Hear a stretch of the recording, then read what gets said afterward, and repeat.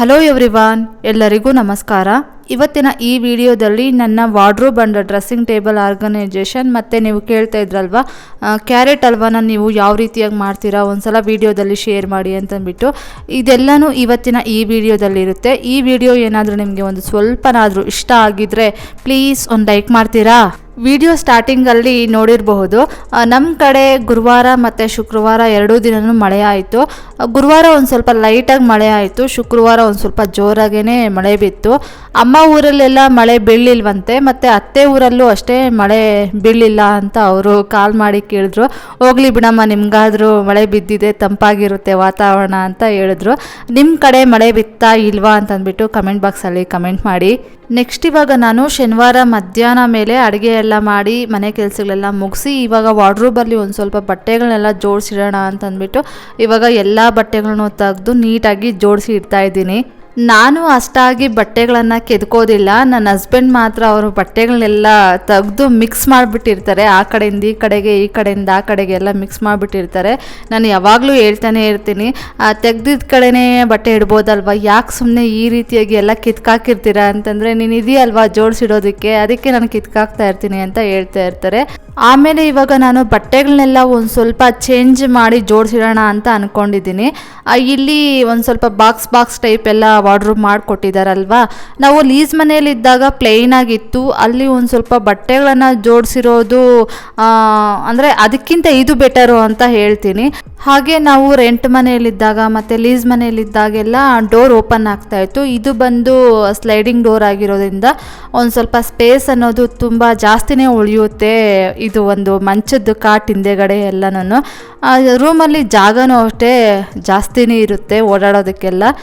Next ಇವಾಗ ಬಟ್ಟೆಗಳನ್ನೆಲ್ಲ ಆ ಕಡೆ ಈ ಕಡೆ ಎಲ್ಲ ಚೇಂಜ್ ಮಾಡೋಣ ಅಂತಂದ್ಬಿಟ್ಟು, ಅಂದರೆ ಅವರು ಫಾರ್ಮಲ್ ಡ್ರೆಸ್ ಹಾಕ್ತಾರಲ್ವ, ಜೀನ್ಸು ಮತ್ತು ಶರ್ಟ್ಸು, ಅದನ್ನೆಲ್ಲ ಅಲ್ಲಿಟ್ಟಿದ್ದೀನಿ ನೋಡ್ತಾ ಇರ್ಬೋದು. ಇನ್ನು ಉಳಿದಂತೆ ಈ ಕಡೆಗೆ ರೆಗ್ಯುಲರಾಗಿ ಯೂಸ್ ಮಾಡುವಂಥ ಬಟ್ಟೆಗಳನ್ನ ಇಡೋಣ ಅಂತ ಅಂದ್ಕೊಂಡಿದ್ದೀನಿ. ಅಂದರೆ ಒಂದು ಬಾಕ್ಸಲ್ಲಿ ಅವರ ಟೀ ಶರ್ಟ್ಸ್ ಆಗಿರ್ಬೋದು, ಒಂದು ಬಾಕ್ಸಲ್ಲಿ ಅವ್ರ ಪ್ಯಾಂಟ್ಸು, ಆಮೇಲೆ ಇನ್ನೊಂದು ಬಾಕ್ಸಲ್ಲಿ ಅವರು ಶಾರ್ಟ್ಸು, ಈ ರೀತಿಯಾಗಿ ಜೋಡಿಸಿಡೋಣ. ಆವಾಗ ಕಿತ್ತಾಕಿದ್ರು ಅದೇ ಒಂದು ಬಾಕ್ಸಲ್ಲಿ ಇರುತ್ತಲ್ವ, ಆವಾಗ ನೀಟಾಗಿ ಜೋಡಿಸಿಟ್ಕೊಳ್ಬೋದು ಅಂತ ಅಂದ್ಬಿಟ್ಟು ಈ ರೀತಿಯಾಗಿ ಪ್ಲ್ಯಾನ್ ಮಾಡ್ಕೊಂಡು ಇವಾಗ ನಾನು ಎಲ್ಲ ನೀಟಾಗಿ ಜೋಡಿಸಿ ಇಡ್ತಾ ಇದ್ದೀನಿ.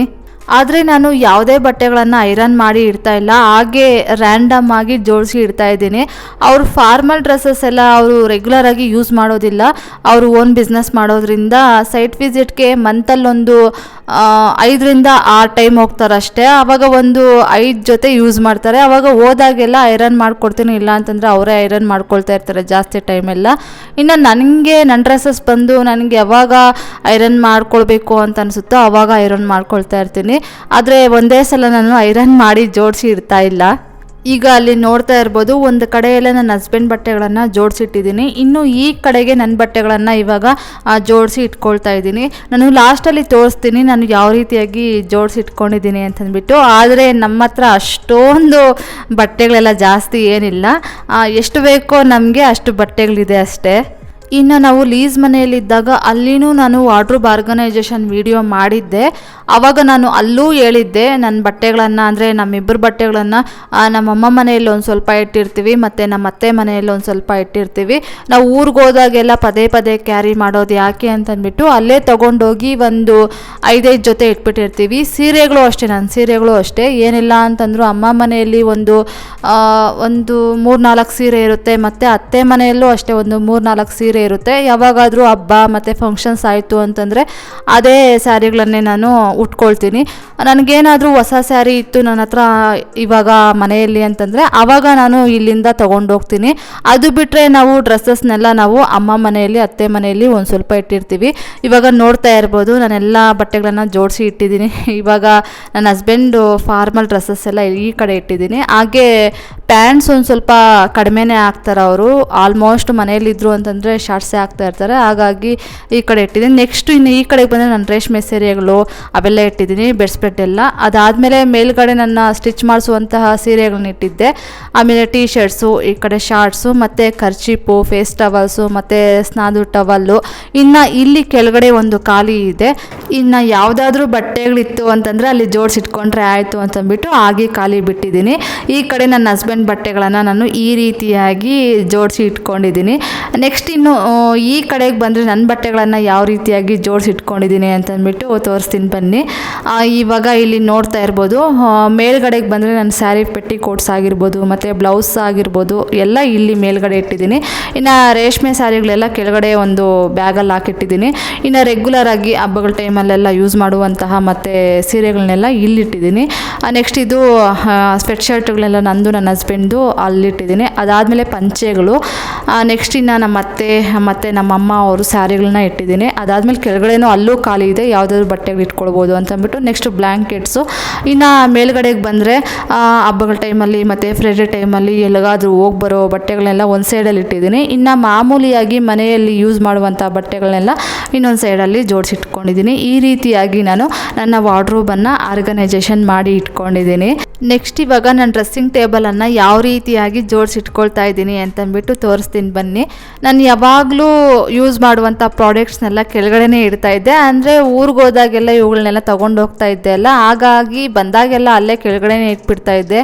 ಬ್ಯಾಂಗಲ್ಸ್ ಎಲ್ಲ ತೊಗೊಂಡು ಹೋಗ್ತಾ ಇದ್ದೆ ಅಲ್ಲಿ. ಇತ್ತೀಚೆಗೆ ನಾನು ಹಬ್ಬಗಳ ಟೈಮಲ್ಲೇ ಅತ್ತೆ ಊರಿಗೆ ಹೋಗೋದಾಗಿರ್ಬೋದು ಮತ್ತು ಅಮ್ಮನ ಮನೆಗೆ ಒಂದು ಟೈಮ್ ಹೋಗಿದ್ದೆ, ಲಾಸ್ಟ್ ಟೈಮ್ ಒಂದು ಸಲ ಅಷ್ಟೇ. ಹಂಗಾಗಿ ಬ್ಯಾಂಗಲ್ಸು ಸ್ಟಿಕ್ಕರ್ಸು ಎಲ್ಲ ತೊಗೊಂಡು ಹೋಗ್ತಾ ಇದ್ದೆ, ತೊಗೊಂಬಂದು ಕೆಳಗಡೆನೇ ಇಟ್ಬಿಡ್ತಾ ಇದ್ದೆ. ಅದಕ್ಕೆ ನನ್ನ ಹಸ್ಬೆಂಡ್ ಯಾವಾಗಲೂ ಬೈತಾನೆ ಇದ್ರು ಇತ್ತೀಚೆಗೆ, ಮಿರರ್ ಹಿಂದೆ ಏನಕ್ಕಮ್ಮ ಮಾಡಿಸಿರೋದು, ಆ ಒಂದು ಜಾಗ ವೇಸ್ಟ್ ಆಯಿತು, ಏನು ಇಡೋದೇ ಇಲ್ಲ ಅಲ್ಲಿ ನೀನು, ಎಲ್ಲ ಕ್ಲೋಸ್ ಮಾಡಿಬಿಡ್ತೀನಿ, ಬೀಗ ಹಾಕ್ಬಿಡ್ತೀನಿ, ಸುಮ್ಮನೆ ವೇಸ್ಟು, ಕೆಳಗಡೆನೇ ಇಟ್ಟಿರ್ತೀವಿ, ಎಲ್ಲ ತುರ್ಕಾಕಿರ್ತೀಯ ಅಂತ ಹೇಳ್ತಾಯಿದ್ರು. ಸರಿ ನೀಟಾಗಿ ಇವತ್ತು ಜೋಡಿಸಿಟ್ಕೊಳ್ಳೋಣ ಅಂತಂದ್ಬಿಟ್ಟು ಇದನ್ನು ಅಷ್ಟೇ, ಹೆಂಗೂ ವಾರ್ಡ್ರೋಬನ್ನು ನೀಟಾಗಿ ಜೋಡಿಸಿಟ್ಕೊಂಡಲ್ವಾ, ಹಂಗೆ ಇದನ್ನು ನೀಟಾಗಿ ಜೋಡಿಸಿಟ್ಕೊಂಡ್ಬಿಡೋಣ ಅಂತಂದ್ಬಿಟ್ಟು ಎಲ್ಲನೂ ನೀಟಾಗಿ ಜೋಡಿಸಿಟ್ಕೊಳ್ತಾ ಇದ್ದೀನಿ. ನಾನು ರೆಗ್ಯುಲರಾಗಿ ಯೂಸ್ ಮಾಡುವಂಥ ಪ್ರಾಡಕ್ಟ್ಸ್ನೆಲ್ಲ ಇಲ್ಲೇ ಇಡ್ತಾ ಇದ್ದೀನಿ. ಅಂದರೆ ಲೋಷನ್ ಆಗಿರ್ಬೋದು ಮತ್ತು ಪರ್ಫ್ಯೂಮ್ ಆಗಿರ್ಬೋದು, ರೋಸ್ ವಾಟರ್ ಆಗಿರ್ಬೋದು ಮತ್ತು ಪೌಡ್ರು, ಕ್ರೀಮು ಮತ್ತು ಲಿಪ್ ಕೇರು ಮತ್ತು ಬಾಚಣಿಗೆ ಎಲ್ಲನೂ ಇಲ್ಲಿ ಇಡ್ತಾ ಇದ್ದೀನಿ. ಇನ್ನು ಮಾಮೂಲಿಯಾಗಿ ಬ್ಯಾಂಗಲ್ಸು ಮತ್ತು ಇನ್ನು ಸ್ಟಿಕ್ಕರ್ಸು ಮತ್ತು ಇನ್ನು ಬೇರೆ ಬೇರೆ ಐಟಮ್ಸ್ನೆಲ್ಲ ಕೆಳಗಡೆನೇ ಇಡ್ತಾ ಇದ್ದೀನಿ. ಯಾವಾಗಲೂ ರೆಗ್ಯುಲರಾಗಿ ಯೂಸ್ ಮಾಡುವಂತಹ ಐಟಮ್ಸ್ನ ಮಾತ್ರ ಮಿರರ್ ಹಿಂದೆ ಇಡ್ತಾ ಇದ್ದೀನಿ.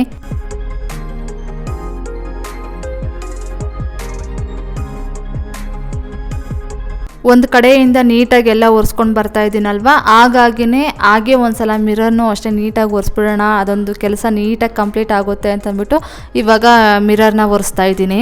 ಹಾಗೆ ಶೋಭಾ ಅನ್ನೋರು ಕಮೆಂಟ್ ಮಾಡಿದರು, ಈ ಮಂತ್ 6ಗೆ ನಮ್ಮದು 5th ಇಯರ್ ವೆಡ್ಡಿಂಗ್ ಆ್ಯನಿವರ್ಸರಿ ಇದೆ, ವಿಶ್ ಮಾಡಿ ಸಿಸ್ ಅಂತಂದ್ಬಿಟ್ಟು.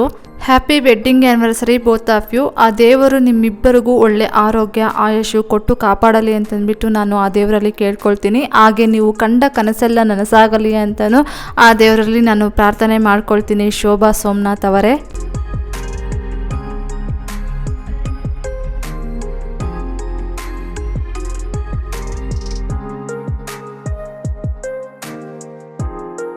ನೆಕ್ಸ್ಟ್ ಇವಾಗ ಮಿರರ್ನ ಮತ್ತು ಕೆಳಗಡೆ ಟೇಬಲ್ನೆಲ್ಲ ಒರೆಸಿದ್ದಾಯಿತು. ಇವಾಗ ಕೆಳಗಡೆ ನಾನು ಬ್ಯಾಂಗಲ್ಸ್ ಬಾಕ್ಸ್ ಆಗಿರ್ಬೋದು ಮತ್ತು ಕರ್ಚಿಪ್ಸು ಮತ್ತು ಹೀಗೆ ಊರಿಗೆ ಹೋದಾಗ ಬ್ಯಾಂಗಲ್ಸ್ನೆಲ್ಲ ಕವರಲ್ಲಿ ಹಾಕಿ ತೊಗೊಂಡೋಗಿದ್ದೆ, ಆ ಒಂದು ಕವರು ಎಲ್ಲ ಅಲ್ಲಲ್ಲೇ ಇಟ್ಟಿದ್ದೆ. ಹಂಗಾಗಿನೇ ನಾನು ಇದನ್ನು ಅಷ್ಟೇ ನೀಟಾಗಿ ಜೋಡಿಸಿಟ್ಕೊಳ್ಳೋಣ ಅಂತಂದ್ಬಿಟ್ಟು ಇವಾಗೆಲ್ಲ ನೀಟಾಗಿ ಜೋಡಿಸಿ ಇಟ್ಕೊಳ್ತಾ ಇದ್ದೀನಿ. ನನ್ನ ಹತ್ರ ಏನು ಅಷ್ಟೊಂದು ಬ್ಯೂಟಿ ಪ್ರಾಡಕ್ಟ್ಸ್ ಆಗಿರ್ಬೋದು ಮತ್ತು ಬಟ್ಟೆಗಳಾಗಿರ್ಬೋದು ಇದೆಲ್ಲ ನನಗೆ ಅಷ್ಟಾಗಿ ಏನು ಕ್ರೇಜ್ ಇಲ್ಲ. ನನಗೆ ಎಷ್ಟು ಬೇಕೋ ಅಷ್ಟನ್ನು ಮಾತ್ರ ನಾನು ಇಟ್ಕೊಂಡಿರ್ತೀನಿ ಅಷ್ಟೇ. ನನ್ನ ಮೈಂಡ್ ಸೆಟ್ ಏನು ಅಂತಂದರೆ, ನನಗೆ ಯಾವಾಗ ಬಟ್ಟೆಗಳು ಬೇಕು ಅಂತ ಅನಿಸುತ್ತೋ ಅವಾಗ ತಗೊತೀನಿ. ಇನ್ನು ನನಗೆ ಬ್ಯಾಂಗಲ್ಸ್ ಆಗಿರ್ಬೋದು ಅವು ಅಷ್ಟೇ, ಯಾವಾಗ ನಂಗೆ ತಗೊಳ್ಬೇಕು ಅಂತ ಅನಿಸುತ್ತೋ ಅವಾಗ ತಗೊತೀನಿ. ಮುಂಚಿತವಾಗಿ ನಾನು ತಗೊಂಡೆಲ್ಲ ಇಟ್ಕೊಳ್ಳೋದಕ್ಕೆ ಹೋಗೋದಿಲ್ಲ. ಹಾಗೆ ಮನೆಗೆ ಐಟಮ್ಸು ಅಷ್ಟೇ, ನನಗೆ ಯಾವಾಗ ಬೇಕು ಅಂತ ಅನಿಸುತ್ತೋ ಅವಾಗೇ ತಗೊತೀನಿ. ಅಂದರೆ ನಮ್ಮ ಕಮಿಟ್ಮೆಂಟ್ಸು ಹೆಂಗಿದೆ ಏನು ಅದೆಲ್ಲ ನೋಡಿಕೊಂಡು ನಾನು ತಗೊತೀನಿ. ನನಗೆ ಬೇಕೇ ಬೇಕು, ತಗೊಳ್ಳೇಬೇಕು ಅನ್ನೋ ಹಠ ಏನಿಲ್ಲ. ಎಲ್ಲ ಕ್ಲಿಯರ್ ಆದಮೇಲೆ ನಿಧಾನವಾಗಾದರೂ ಪರವಾಗಿಲ್ಲ, ಆವಾಗಲೇ ತಗೊಳ್ಳೋಣ ಅಂತಂದ್ಬಿಟ್ಟು ಆವಾಗಲೇ ತಗೊಳ್ತೀನಿ ನಾನು. ಇನ್ನು ಇಲ್ಲಿ ಬ್ಯಾಂಗಲ್ಸ್ ಬಾಕ್ಸ್ನೆಲ್ಲ ನೋಡ್ತಾ ಇರ್ಬೋದು, ಆಲ್ಮೋಸ್ಟ್ ಎಲ್ಲ ನಾನು ನೀಟಾಗಿ ಇಟ್ಕೊಳ್ಳೋದಕ್ಕೆ ಟ್ರೈ ಮಾಡ್ತಾ ಇರ್ತೀನಿ. ಯಾವಾಗಲಾದರೂ ಒನ್ ಟೈಮ್ ಊರಿಗೆ ಹೋಗೋ ಬ್ಯುಸಿಯಲ್ಲಿ ಬಳೆಗಳನ್ನು ಹುಡ್ಕಾಡಬೇಕಾದ್ರೆ, ಅಂದರೆ ಈ ಬಳೆ ಹಾಕ್ಕೊಂಡ್ಲಾ ಆ ಬಳೆ ಹಾಕ್ಕೊಂಡ್ಲಾ ಅಂತ ಹುಡ್ಕಾಡೋ ಟೈಮಲ್ಲಿ ಒಂದು ಸ್ವಲ್ಪ ಕಿತ್ತಾಕಿರ್ತೀನಿ. ಬಂದ ಮೇಲೆ ನಾನು ಆದಷ್ಟು ಅಲ್ಲಿನ ವಸ್ತುಗಳನ್ನು ಅಲ್ಲೇ ನಾನು ರೀಸೆಟ್ ಮಾಡಿ ಇಡೋದಕ್ಕೆ ಟ್ರೈ ಮಾಡ್ತಾ ಇರ್ತೀನಿ. ಇಲ್ಲ ಅಂತಂದರೆ ಯಾವಾಗಲಾದರೂ ಈ ರೀತಿಯಾಗಿ ಪ್ರೀ ಮಾಡಿಕೊಂಡು ಎಲ್ಲನೂ ಅಷ್ಟೇ ನೀಟಾಗಿ ಜೋಡಿಸಿಟ್ಕೊಳ್ತೀನಿ.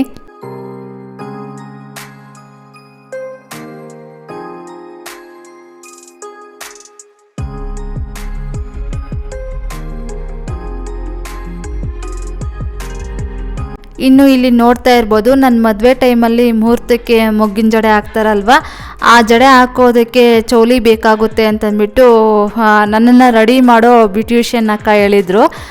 ಸರಿ ಅಂತಂದ್ಬಿಟ್ಟು ನಾನು ಏನಕ್ಕೆ ನನಗೆ ಇದ್ಕೊಳ್ಳಿ ಮುಂದಕ್ಕೆ ಏನಕ್ಕಾದರೂ ಯೂಸ್ ಆಗುತ್ತೇನೋ ಅಂತಂದ್ಬಿಟ್ಟು ಈ ಚೌಲಿ ಆಗಿರ್ಬೋದು, ಅದಾದಮೇಲೆ ಮೊಗ್ಗಿನ ಜಡೆಯಲ್ಲಿ ಡಿಸೈನ್ ಬರುತ್ತಲ್ವ, ಅಂದರೆ ಜಡೆ ಮೇಲೆ ಹಾಕ್ತಾರಲ್ವ ಆ ಒಂದು ಚೌಲಿ ಥರ ಇರುತ್ತಲ್ವ, ಅದನ್ನೇನಂತ ನನಗೆ ಬರ್ತಾ ಇಲ್ಲ, ಅದೆಲ್ಲ ನಾನು ತಗೊಂಡು ಸ್ವಂತಕ್ಕೇ ಇಟ್ಕೊಂಡ್ಬಿಟ್ಟಿದ್ದೆ. ಆಮೇಲೆ ನನ್ನ ಮದುವೆ ಟೈಮಲ್ಲಿ ಮುಹೂರ್ತದಲ್ಲಿ ಈ ಚೌಲಿನ ಯೂಸ್ ಮಾಡಲೇ ಇಲ್ಲ ಅವರು. ನಿನ್ನ ಜಡೆನೇ ಅಷ್ಟೊಂದು ಉದ್ದ ಇದೆ ಅಲ್ವಾ ಮಂಜು, ಅದರಲ್ಲೇ ಮೊಗ್ಗಿನ ಜಡೆನ ಹಾಕೋಣ, ಈ ಚೌಲಿ ಅವಶ್ಯಕತೆನೇ ಇಲ್ಲ ಅಂತ ಹೇಳಿದರು. ಈ ಚೌಲಿನ ಯೂಸ್ ಮಾಡಲೇ ಇಲ್ಲ ಆ ಟೈಮಲ್ಲಿ. ಆಮೇಲೆ ಆ ಮದುವೆ ಬ್ಯುಸಿಯಲ್ಲಿ ಇನ್ನು ನಾನು ಅದನ್ನು ವಾಪಸ್ಸು ಸಹ ಮಾಡಲಿಲ್ಲ, ಅದು ನನ್ನ ಹತ್ರನೇ ಉಳ್ಕೊಂಡ್ಬಿಡ್ತು. ನೋಡಬೇಕು ಮುಂದಕ್ಕೆ ಏನಾದರೂ ನನಗೆ ಯೂಸ್ ಆಗುತ್ತೋ ಇಲ್ವೋ ಅಂತಂದ್ಬಿಟ್ಟು.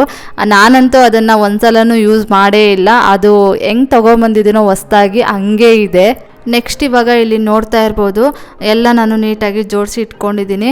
ಇನ್ನು ಆ ಪೌಚುಗಳಲ್ಲಿ ನಾನು ಊರಿಗೆ ಹೋದಾಗ ನನಗೇನೇನು ಐಟಮ್ಸ್ ಬೇಕು ಅಂದರೆ ಇವಾಗ ಕ್ರೀಮ್ಸ್ ಆಗಿರ್ಬೋದು ಮತ್ತು ಪರ್ಫ್ಯೂಮ್ಸ್ ಆಗಿರ್ಬೋದು, ಅದೆಲ್ಲ ಆ ಪೌಚುಗಳಲ್ಲಿ ಇಟ್ಕೊಂಡು ಹೋಗ್ಬೋದು. ನೀಟಾಗಿ ನನ್ನ ಹ್ಯಾಂಡ್ ಬ್ಯಾಗಲ್ಲಿ ಜೋಡಿಸಿ ಇಟ್ಕೊಳ್ಬೋದು ಅಂತಂದ್ಬಿಟ್ಟು ಒಂದೆರಡು ಪೌಚುಗಳನ್ನು ತೊಗೊಂಡು ಇಟ್ಕೊಂಡಿದ್ದೀನಿ. ಊರಿಗೆ ಹೋದಾಗೆಲ್ಲ ಅದನ್ನು ಯೂಸ್ ಮಾಡ್ತೀನಿ. ಇನ್ನು ಬ್ಯಾಂಗಲ್ ಬಾಕ್ಸ್ಗಳು ಇವನ್ನೆಲ್ಲ ನೀಟಾಗಿ ಜೋಡಿಸಿ ಇಟ್ಕೊಂಡಿದ್ದೀನಿ, ನೋಡ್ತಾ ಇರ್ಬೋದು. ನೆಕ್ಸ್ಟ್ ಇವಾಗ ಕೊನೆಯದಾಗಿ ಡೋರನ್ನು ಕ್ಲೋಸ್ ಮಾಡಿ ಡೋರ್ನೂ ಅಷ್ಟೇ ನೀಟಾಗಿ ಒರೆಸ್ಕೊಂಬಿಟ್ರೆ ಇನ್ನು ವಾರ್ಡ್ರೋಬ್ನೂ ಅಷ್ಟೇ ನೀಟಾಗಿ ಒರೆಸಿ ಜೋಡಿಸ್ಕೊಂಡಿದ್ದಾಯಿತು. ಇನ್ನು ಡ್ರೆಸ್ಸಿಂಗ್ ಟೇಬಲ್ನೂ ಅಷ್ಟೇ ನೀಟಾಗಿ ಒರೆಸಿ ಜೋಡಿಸಿಟ್ಕೊಂಡ್ರೆ ಅದೊಂದು ರೀತಿಯಾಗಿ ಮನಸ್ಸಿಗೆ ಸಮಾಧಾನ ಅಂತ ಅನಿಸುತ್ತೆ, ಇಲ್ಲೆಲ್ಲ ನೀಟಾಗಿದೆ ಅಂತಂದ್ಬಿಟ್ಟು.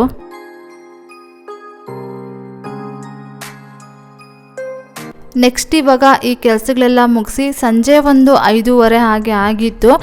ಇನ್ನು ನನ್ನ ಹಸ್ಬೆಂಡು ಮಧ್ಯಾಹ್ನ ಅವರು ಹೋಟ್ಲಲ್ಲೇ ಊಟ ಮಾಡಿದ್ರಂತೆ. ಹಾಗಾಗಿ ನಿನ್ನೊಬ್ಬಳಿಗೆ ಏನು ಅಡುಗೆ ಮಾಡ್ತೀಯ ಅಂದರೆ, ನಾನು ಮಧ್ಯಾಹ್ನ ಅಡುಗೆ ಮಾಡಬೇಕಾಗಿತ್ತು. ಹಾಗಾಗಿ ನಿನ್ನೊಬ್ಬಳಿಗೆ ಏನು ಅಡುಗೆ ಮಾಡ್ತೀಯ, ನಾನೇ ಸಾಂಬಾರು ಮತ್ತು ರೈಸ್ ತೊಗೊಂಬರ್ತೀನಿ ಅಂತ ಹೇಳಿದರು. ಸರಿ ಆಯಿತು ತೊಗೊಂಬನ್ನಿ ಅಂತ ಹೇಳಿದೆ. ಮೀಲ್ಸ್ ತೊಗೊಂಬಂದಿದ್ರು ಅವರು ಮಧ್ಯಾಹ್ನ, ಸಾಂಬಾರಿತ್ತು. ಇನ್ನು ಕ್ಯಾರೆಟ್ ಒಂದು ಸ್ವಲ್ಪ ಇತ್ತು, ಕ್ಯಾರೆಟ್ ಹಲ್ವಾ ಮಾಡೋಣ ಅಂತಂದರೆ ಸಂಡೇ ಮಾರ್ನಿಂಗು ನನ್ನ ತಮ್ಮ ಬರ್ತೀನಿ ಅಂತ ಹೇಳಿದ್ದ. ಅವನಿಗೆ ಕ್ಯಾರೆಟ್ ಹಲ್ವಾ ಅಂತಂದರೆ ತುಂಬ ಇಷ್ಟ, ಹಾಗಾಗಿ ಕ್ಯಾರೆಟ್ ಹಲ್ವಾ ಮಾಡಿಡೋಣ ಅಂತಂದ್ಬಿಟ್ಟು ಕ್ಯಾರೆಟ್ ಹಲ್ವಾನ ಮಾಡ್ತಾಯಿದ್ದೀನಿ. ಹಾಗೆ ನೀವು ಕೇಳಿದ್ರಲ್ವಾ ನೀವು ಯಾವ ರೀತಿಯ ಕ್ಯಾರೆಟ್ ಹಲ್ವಾ ಮಾಡ್ತೀರಾ ಅಂತಂದ್ಬಿಟ್ಟು ಒಂದ್ಸಲ ಶೇರ್ ಮಾಡಿ ಅಕ್ಕ ಅಂತಂದ್ಬಿಟ್ಟು, ಹಾಗೆ ಈ ಒಂದು ರೆಸಿಪಿನ ಶೇರ್ ಮಾಡ್ತಾಯಿದ್ದೀನಿ. ಇವಾಗ ನಾನು ಒಂದು ಸ್ವಲ್ಪ ತುಪ್ಪನ ಬಾಣಲಿಯಲ್ಲಿ ಹಾಕ್ಕೊಂಡಿದ್ದೀನಿ. ಹಾಕ್ಕೊಂಡು ಗೋಡಂಬಿಯನ್ನು ಒಂದು ಸ್ವಲ್ಪ, ನಾನು ಗೋಡಂಬಿ ದ್ರಾಕ್ಷಿ ಒಂದು ಸ್ವಲ್ಪ ಜಾಸ್ತಿನೇ ಹಾಕ್ತೀನಿ. ಗೋಡಂಬಿಯನ್ನು ಒಂದು ಸ್ವಲ್ಪ ಜಾಸ್ತಿ ಹಾಕ್ಕೊಂಡು ಫ್ರೈ ಮಾಡ್ಕೊಂಡಿದ್ದಾದಮೇಲೆ ಹಾಗೆ ಅದರೊಳಗಡೆನೇ ನಾನು ಒಂದು ಸ್ವಲ್ಪ ದ್ರಾಕ್ಷಿಯನ್ನು ಹಾಕಿ ಫ್ರೈ ಮಾಡ್ಕೊಂಡಿದ್ದಾದಮೇಲೆ ಆ ತುಪ್ಪದೊಳಗಡೆ ನಾನು ಇವಾಗ ಒಂದು 5-6 ಕ್ಯಾರೆಟ್ಗಳನ್ನು ತುರಿದಿಟ್ಕೊಂಡಿದ್ದೆ, ಆ ತುರಿಯನ್ನು ಹಾಕಿ ಇವಾಗ ಫ್ರೈ ಮಾಡ್ಕೊಳ್ತಾ ಇದ್ದೀನಿ. ಇನ್ನು ಮಧ್ಯಾಹ್ನ ರೈಸು ಮತ್ತು 1-2 ಥರ ಸಾಂಬಾರು, ಒಂದು 2-3 ಪಲ್ಯಗಳು ತೊಗೊಂಬಂದಿದ್ರು. ಇನ್ನು 2 ಥರ ಸಾಂಬಾರು ಹಾಗೇ ಇತ್ತು, ಅದನ್ನ ಫ್ರಿಜ್ಜಲ್ಲಿ ಹಾಗೆ ಇಟ್ಟಿದ್ದೆ. ನೈಟು ಅದೇ ಊಟಕ್ಕಾಗುತ್ತೆ, ವೇಸ್ಟ್ ಮಾಡೋದು ಯಾಕೆ ಅಂತಂದ್ಬಿಟ್ಟು ಹಾಗೆ ಇಟ್ಟಿದ್ದೆ. ಇನ್ನು 2 ಥರ ಸಾಂಬಾರು ಇತ್ತಲ್ವಾ, ಇನ್ನು ರೈಸ್ ಮಾಡಿದ್ರೆ ಆಯಿತು ಅಂತಂದ್ಬಿಟ್ಟು ಬೇಗ ಅಡುಗೆ ಕೆಲಸ ಸ್ಟಾರ್ಟ್ ಮಾಡಿಕೊಂಡ್ರೆ ಬೇಗ ಅಡುಗೆ ಕೆಲಸ ಎಲ್ಲ ಮುಗಿಸಿ ಫ್ರೀ ಆಗ್ಬೋದು ಅಂತಂದ್ಬಿಟ್ಟು ಬೇಗನೆ ಸ್ಟಾರ್ಟ್ ಮಾಡ್ಕೊಂಡಿದ್ದೀನಿ. ಇವಾಗ ಕ್ಯಾರೆಟ್ನ ಒಂದು ಸ್ವಲ್ಪ ತುಪ್ಪದಲ್ಲಿ ಫ್ರೈ ಮಾಡ್ಕೊಂಡಿದ್ದಾದಮೇಲೆ ಹಾಗೆ ನಾನು ಒಂದು ಸ್ವಲ್ಪ ಹಾಲನ್ನು ಹಾಕ್ತಾಯಿದ್ದೀನಿ. ಆದಷ್ಟು ನಾನು ಹಾಲು ಜಾಸ್ತಿ ಹಾಕ್ತೀನಿ, ನೀರನ್ನು ಒಂದು ಸ್ವಲ್ಪ ಸೇರಿಸ್ಕೊಳ್ತೀನಿ, ನೋಡ್ತಾ ಇರ್ಬೋದು. ಆದಷ್ಟು ನಾನು ನೀರನ್ನು ಜಾಸ್ತಿ ಹಾಕೋದಕ್ಕೆ ಹೋಗೋದಿಲ್ಲ, ಒಂದು ಚಿಕ್ಕ ಗ್ಲಾಸಲ್ಲಿ 1/2 ಗ್ಲಾಸ್ ಅಷ್ಟು ನಾನು ನೀರನ್ನು ಹಾಕ್ತೀನಿ. ಆದಷ್ಟು ಹಾಲು ಜಾಸ್ತಿ ಹಾಕಿದ್ರೆ ಕ್ಯಾರೆಟ್ ಹಲ್ವಾ ಅನ್ನೋದು ಚೆನ್ನಾಗಿರುತ್ತೆ. ಆದರೆ ನೀರು ಹಾಲು ಜಾಸ್ತಿ ಹಾಕ್ಬಿಟ್ರೆ ಜಾಸ್ತಿ ಟೈಮ್ ತೊಗೊಳುತ್ತೆ ಕ್ಯಾರೆಟ್ ಹಲ್ವಾ ಆಗೋದಕ್ಕೆ. ಒಂದು ಸ್ವಲ್ಪ ನೀರು ಕಡಿಮೆ ಹಾಕಿದ್ರೆ ಬೇಗ ಕ್ಯಾರೆಟ್ ಹಲ್ವಾ ಅನ್ನೋದು ಆಗುತ್ತೆ. ನೆಕ್ಸ್ಟ್ ಇವಾಗ ಈ ಕಡೆ ಕ್ಯಾರೆಟ್ ಹಲ್ವಾ ಮಾಡ್ತಾ ಇದ್ನಲ್ವ, ಹಂಗೆ ಒಂದು ಕಡೆ ರೈಸ್ಗೆ ಇಟ್ಬಿಡೋಣ ಅಂತಂದ್ಬಿಟ್ಟು ಇವಾಗ ರೈಸ್ಗೆ ಇಡೋದಕ್ಕೆ ಅಕ್ಕಿಯನ್ನು ಕುಕ್ಕರ್ಗೆ ಹಾಕ್ಕೊಳ್ತಾ ಇದ್ದೀನಿ.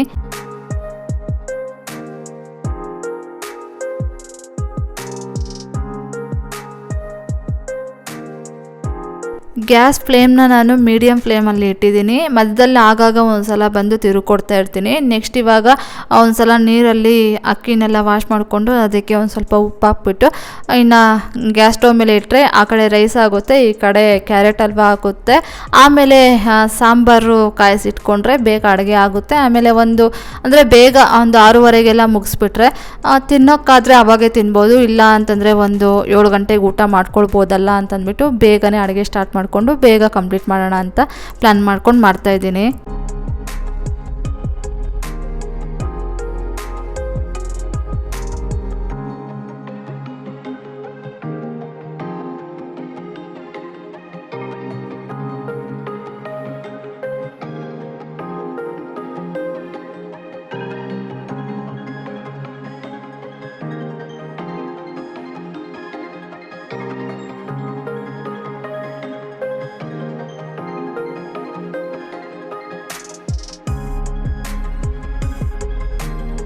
ಇವಾಗ ಮಧ್ಯಾಹ್ನ ತೊಗೊಂಬಂದಿರುವ ಸಾಂಬಾರನ್ನು ಫ್ರಿಜ್ಜಲ್ಲಿ ಹಾಗೆ ಇಟ್ಟಿದ್ದೆ. ಈ ಕವರಲ್ಲಿ ಬಿಸಿ ಬಿಸಿಯಾಗಿ ಹಾಕ್ಕೊಟ್ಟಿದ್ರು, ಬಿಸಿ ಬಿಸಿಯಾಗಿ ಮಧ್ಯಾಹ್ನ ಊಟ ಮಾಡಿದೆ. ನೆಕ್ಸ್ಟ್ ಹಾಗೆ ಇಟ್ಟಿದ್ದೆ ಅದೇ ಕವರಲ್ಲೇ. ನೈಟು ಒಂದು ಬಟ್ಲಿಗೆ ಹಾಕ್ಕೊಂಡು ಆಮೇಲೆ ಕಾಯಿಸಿಟ್ರೆ ಆಗುತ್ತೆ ಅಂತಂದ್ಬಿಟ್ಟು ಇವಾಗ ಅದನ್ನು ತೆಗೆದು ಬಟ್ಲಿಗೆ ಹಾಕಿ ಕಾಯಿಸಿಡೋಣ ಸಾಂಬಾರನ್ನ ಅಂತಂದ್ಬಿಟ್ಟು ಇವಾಗ ಸಾಂಬಾರನ್ನ ಬಟ್ಲಿಗೆ ಹಾಕ್ಕೊಳ್ತಾ ಇದ್ದೀನಿ.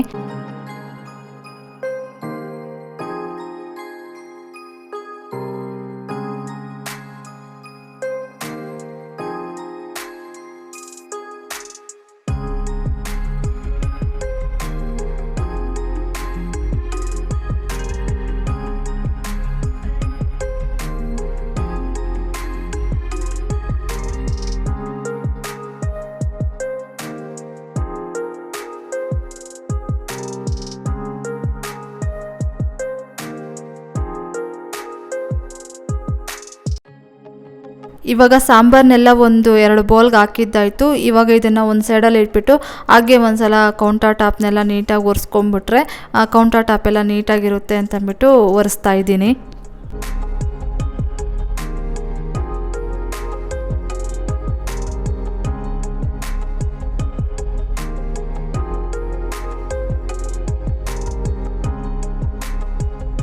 ನೆಕ್ಸ್ಟಾಗಿ ನಾನು ಏನಾದರೂ ಈ ರೀತಿಯಾಗಿ ನಾವು ಮನೆಗೆ ಐಟಮ್ಸನ್ನು ತೊಗೊಂಬಂದಾಗ ರಬ್ಬರ್ ಬ್ಯಾಂಡ್ಸನ್ನು ಹಾಕಿ ಕೊಟ್ಟಿರ್ತಾರಲ್ವ, ಅದನ್ನೆಲ್ಲ ನಾನು ಈ ರೀತಿಯಾಗಿ ಒಂದು ಬಾಕ್ಸಲ್ಲಿ ಹಾಕಿ ಸ್ಟೋರ್ ಮಾಡಿ ಇಟ್ಕೊಂಡಿರ್ತೀನಿ.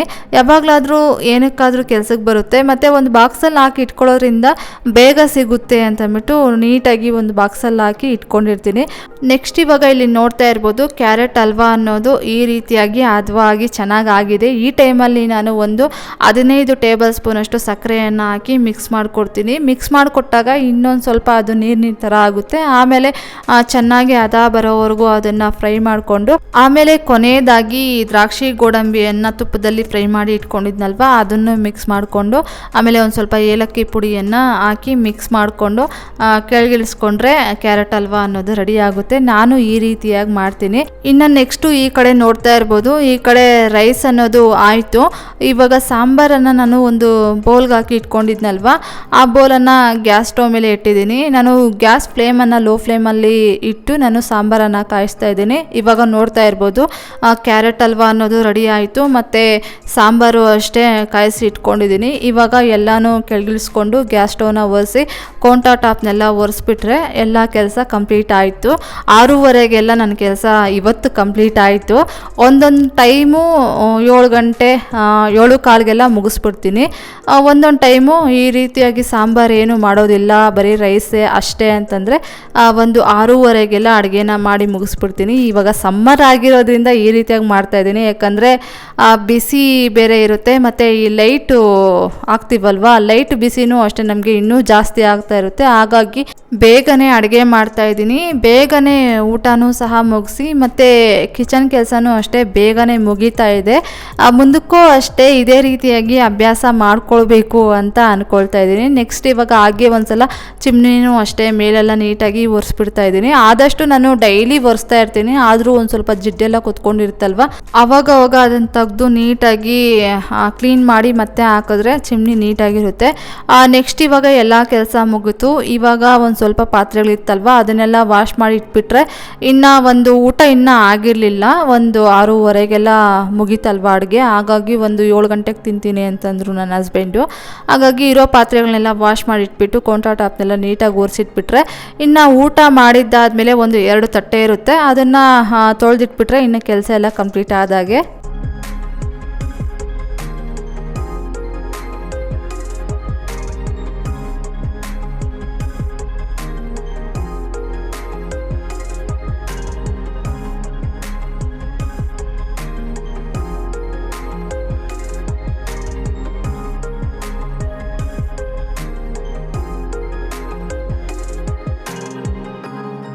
ನೆಕ್ಸ್ಟ್ ಇವಾಗ ಇಲ್ಲಿ ನೋಡ್ತಾ ಇರ್ಬೋದು ಎಲ್ಲ ಕೆಲಸ ಮುಗೀತು. ಲೈಟ್ಸ್ ಎಲ್ಲ ಆಫ್ ಮಾಡಿದ್ಮೇಲೆ ಇಲ್ಲಿ ಕೌಂಟರ್ ಟಾಪ್ನೆಲ್ಲ ಬಟ್ಟೆಯಿಂದ ಒರೆಸಿದ್ನಲ್ವ, ಆ ಬಟ್ಟೆಗಳೆಲ್ಲ ಒಂದು ಸ್ವಲ್ಪ ಒದ್ದೆ ಆಗಿತ್ತು. ಹಾಗಾಗಿ ಯುಟಿಲಿಟಿಯಲ್ಲಿ ಹಾಗೆ ಒಣಗಾಕ್ಬಿಡೋಣ ಅಂತಂದ್ಬಿಟ್ಟು ಇಲ್ಲಿ ಬಟ್ಟೆಗಳನ್ನು ಒಣಗಾಕ್ತಾ ಇದ್ದೀನಿ. ಹೊರಗಡೆ ನೋಡ್ತಾ ಇರ್ಬೋದು ಇನ್ನೂ ಎಷ್ಟೊಂದು ಬೆಳಕಿದೆ ಅಂತಂದ್ಬಿಟ್ಟು.